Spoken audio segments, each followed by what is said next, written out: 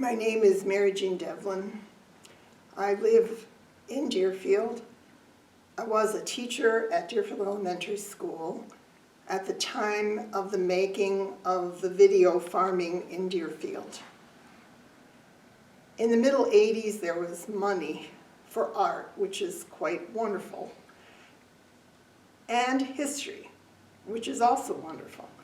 So a group of people who were connected to the schools formed an art partnership.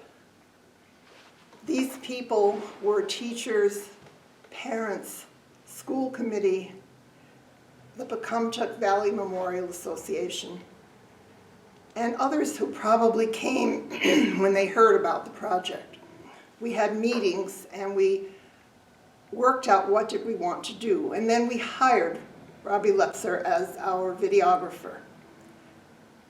He came to these meetings and we worked out how the film would go.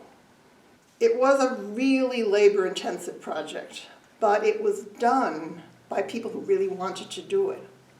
People who were concerned that farming was not becoming very popular anymore. And so to concentrate on the farming was something very important, and the children really got some of that. It was a time when Polish people, Slavic people in the area were changing. The old were dying, and the younger families were very often moving away. When we finished the video, there was elation all around. It's a beautiful piece, and anyone who saw it really said that.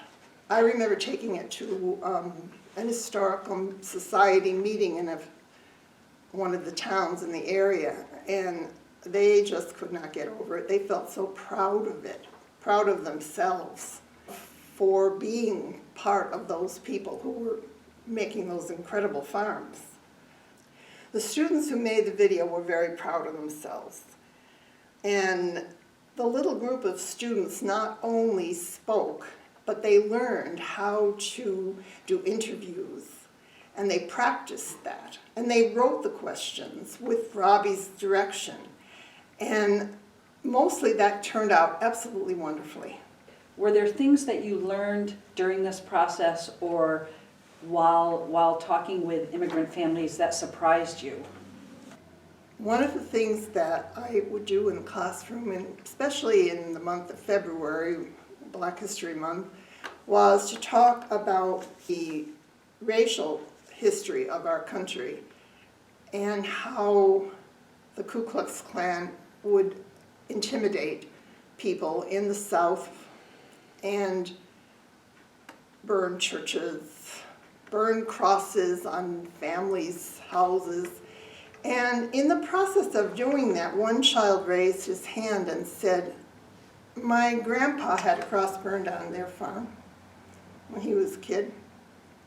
And that was really quite shocking. And I said, "Well, what do you mean?" And he said, "Yeah, the people in town didn't like us, I guess, and they burned a cross." Well, that opened up a whole new area for me to talk about, to say, well, the Ku Klux Klan was not just in the South. The Ku Klux Klan was very active and became a voice of people who did not want the immigrant people in. And the people who had been in this town to begin with were leaving the town, as generations do, and doing various things, so the farmland was for sale. And the people who came from various Slavic countries were buying the land and were thrilled to have it.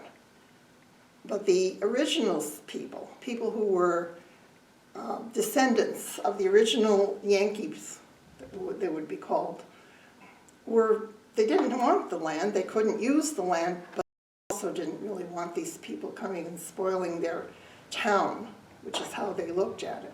So one of the things I asked the little boy was, did anybody ever find out who did it? And he named a family in the town. So that was a very surprising piece that was part of our learning about the Slavic immigration to Deerfield. Even today's project made me realize there's so much more to learn about my family's immigration information, and it has inspired myself and my 3 siblings to look into it more so that we can actually have a recorded history to pass down to our children. So kudos to PVMA for all the tremendous work they do for teachers, for the community, and we feel very blessed to have been asked to be a part of this today. I completely agree with you, Charlene. It really is exciting to hear your own story and to see that in the film, in Farming in Deerfield, your family is one of the central stories.